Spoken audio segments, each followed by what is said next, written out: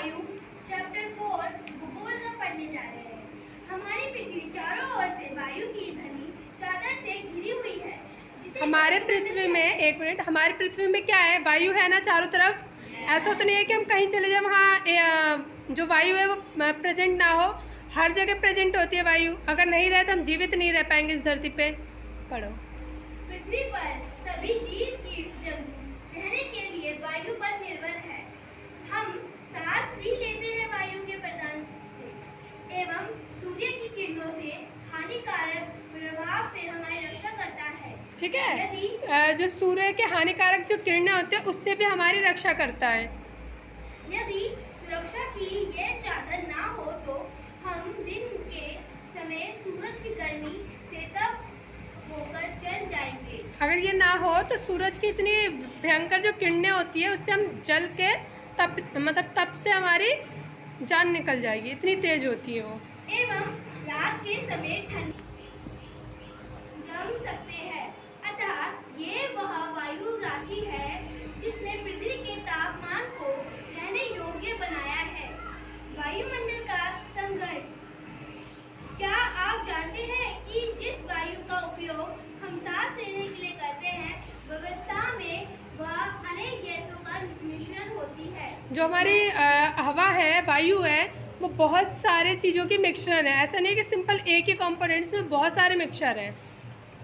Nitrogen तथा oxygen ऐसी दो गैसें हैं जिसने वायु का बड़ा भाग बनाया है। वहाँ देखो ब्लैक बोर्ड पे भी मैंने समझा रखा है। बड़े भाग में मैंने ऑक्सीजन लिखा है 21% और नाइट्रोजन 78%। बाकी सब कितने कम कम लिखा है ना।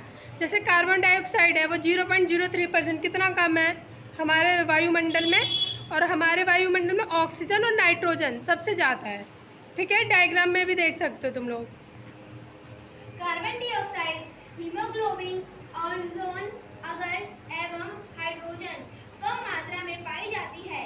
इन गैसों के अलावा धूल के छोटे छोटे कण भी हवा में मौजूद होते हैं। धूल में कण तो होते ही हैं छोटे छोटे, जो उड़ के आते हैं, वायु अपने साथ उड़ा के लेके आती है। चित्र 4.1 में विक्रिया रेखा दी गई है जिसमें वायु के विभिन्न संघटनों के प्रशीत हम दर्शा रहे हैं। नाइट्रोजन वायु में स्वाभाविक पाई जाती है वाली गैस है।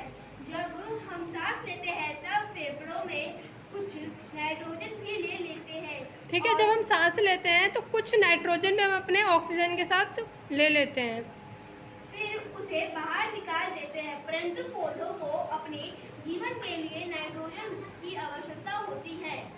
लेकिन पौधों हम लेते हैं लेकिन उसे बाहर निकाल देते हैं। पर प्लांट वगैरह है उनके लिए क्या है, ये बिल्कुल ऑक्सीजन की तरह काम करता है। जीवन जीने प्लांट को जीवित रहने के लिए नाइट्रोजन की ज़रूरत है। वह सीधे वायु से नाइट्रोजन नहीं ले पाते। मिट्टी तथा कुछ पौधों की जड़ों में रहने वाले जीवाणु वायु के नाइट्रोजन लेकर इसका स्वरूप बदल देते हैं। वो क्या है ना कि वो सीधे जो प्लांट है वो सीधे वायुमंडल से और नाइट्रोजन को अपने में ले नहीं सकते वो। ठीक है, पौधे इसका प्रयोग कर सकते हैं।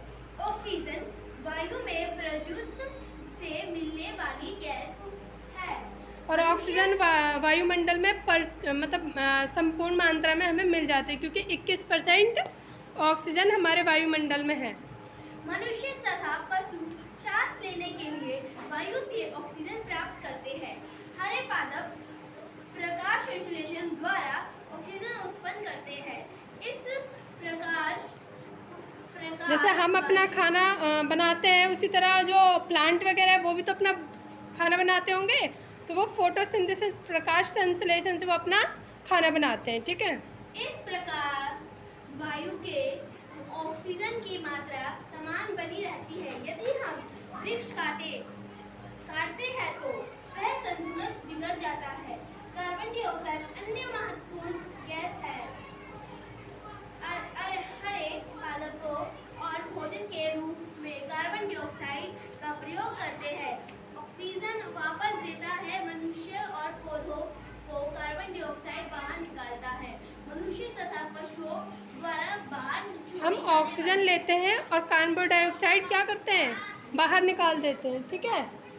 कार्बन डाइऑक्साइड की मात्रा पादपों द्वारा प्रयोग की जाने वाली गैस के बराबर होती है, जिससे यह संतुलन बना रहता है। परंतु यह संतुलन कोयला तथा खनिज तेलों के अधीन ईंधन को जलाने में से बिगाड़ता है। वह वायुमंडल में प्रकाशित वर्ष करोड़ों टनों कार्बन डाइऑक्साइड की बढ़ोतरी करते हैं। परिमाण रूप से कहा जाए तो कार्बन डाइऑक्साइड का बड़ा बहुअंत्य पृथ्वी पर मौसम तथा जलवायु को प्रभावित करता है। वायुमंडल संरचना। हमारा वायुमंडल 5 पदार्थों से विभाजित है, जो 5 पदार्थों से वो है, ठीक है, जो पृथ्वी की सतह पर आरंभ होती है। ये है शोभमंडल, समापतन मंडल, मध्यम मंडल, भ्रामंडल, वायुमंडल। ये सारे क्या हैं? वायुमंडल के प्रकार हैं, जो कि 5 प्रकार के हैं, ठीक है। शोभमंडल ये परत वायु की सबसे महत्वपूर्ण परत है। इसकी एक बार और पढ़ो ये वाली लाइन, एक बार और पढ़ो, एक बार और एक लाइन ऊपर से। शोभमंडल यह परत वायुमंडल की सबसे महत्वपूर्ण परत है। इसकी जो शोभमंडल है वो सबसे वायुमंडल की सबसे महत्वपूर्ण परत है, ठीक है। जैसे कि हम जिस पे रहते हैं, जिस पे तुम लोग बैठे हो, वो कौन सा परत है? वो स्थल मंडल है, ठीक है। उसके ऊपर क्या आता है? शोभमंडल। जिस पे हम बैठे हैं वो तो स्थल मंडल है, और उसके ऊपर शोभमंडल होता है, जिसमें कि मौसम संबंधित जितनी भी प्रक्रिया है वो शोभमंडल में होती है। ऊंचाई 13 किलोमीटर है। हम इसी मंडल में मौजूद वायु से सांस लेते हैं। मौसम की लगभग सभी घटनाएं जैसे वर्षा, बारिश और एवं ओले इसी परत पर अंदर होती है। बताया था ना मैंने कि जितनी भी मौसम संबंधित प्रक्रिया होगी वो इसी मंडल में होंगी, ठीक है। समापतन मंडल। शोभमंडल के ऊपर का भाग समाप्त मंडल कहलाता है। जो इसके ऊपर होगा वो समापतन मंडल होगा। उसमें क्या होता है कि जैसे कि वायु जो जहाज वगैरह चलती है, एरोप्लेन वगैरह चलती है, तो वो उसी पे चलती है, ठीक है। और हेलीकॉप्टर अपना शोभमंडल में चलता है। वो हेलीकॉप्टर देखा होगा, एरोप्लेन होता है वो तो बहुत ऊपर दिखाई देता है, लेकिन हेलीकॉप्टर जो पंखड़ियों वाली होती हैं वो तो उतनी ऊपर दिखाई नहीं देती। वो ऐसा लगता है ना कि हमारे छत से थोड़ी सी ऊपर ही है, तो इसीलिए वो शोभमंडल में चलती है। लेकिन जो एरोप्लेन होता है वो समताप मंडल में चलती है। यह लगभग 50 किलोमीटर की ऊंचाई तक फैला है। यह परत बादलों एवं मौसम संबंधी घटनाओं से लगभग मुक्त होती है। इसके फलस्वरूप ये की परिस्थितियां हवाई जहाज उड़ने के लिए आवश्यक होती है। बताया था ना हवाई जहाज के लिए, तो ये अवश्य उसी के लिए होती है। समापतन मंडल की एक महत्वपूर्ण विशेषता ये है कि इससे आयोजन गैस की परत होती है। यह परत सूर्य के आने वाली हानिकारक गैसों से हमारी रक्षा करती है। मध्यम मंडल यह वायु की तीसरी परत है। यह समापतन मंडल के ये हमारे जो मध्य मंडल है ये बीच में होती है, इसीलिए इसका नाम भी मध्य मंडल पड़ गया है। यह लगभग 80 किलोमीटर की ऊंचाई तक फैली है। अंतरिक्ष से प्रवेश करने वाले उल्कापिंड इस परत से आने वाले गैसों का उपयोग है। जैसे कि उल्कापिंड जानते हैं, उल्कापिंड जैसे कि आसमान में टूटे हुए तारे वगैरह ये सब क्या है, जिससे कि ऐसे जो ग्रह है जिसका अभी निर्माण वगैरह ना हो, वो सब जो उल्कापिंड है वो इसी ग्रह के लिए होता है। जैसे कि उल्कापिंड का एक एग्जाम्पल है, जैसे टूटे हुए जो तारे वगैरह होते हैं वो कहीं ना कहीं जाके तो गिरते होंगे। ठीक उसी तरह महाराष्ट्र का जो लोनार झील है वो उल्कापिंड का ही एग्जाम्पल है। वो कुछ हमारे आसमान से गिरा और वहाँ पे क्या हो गया, वो गड्ढा हो गया और वहाँ पे लोनार झील का रूप धारण कर लिया। ठीक है, तो उसका एग्जाम्पल है ये। भ्रमण वायुमंडल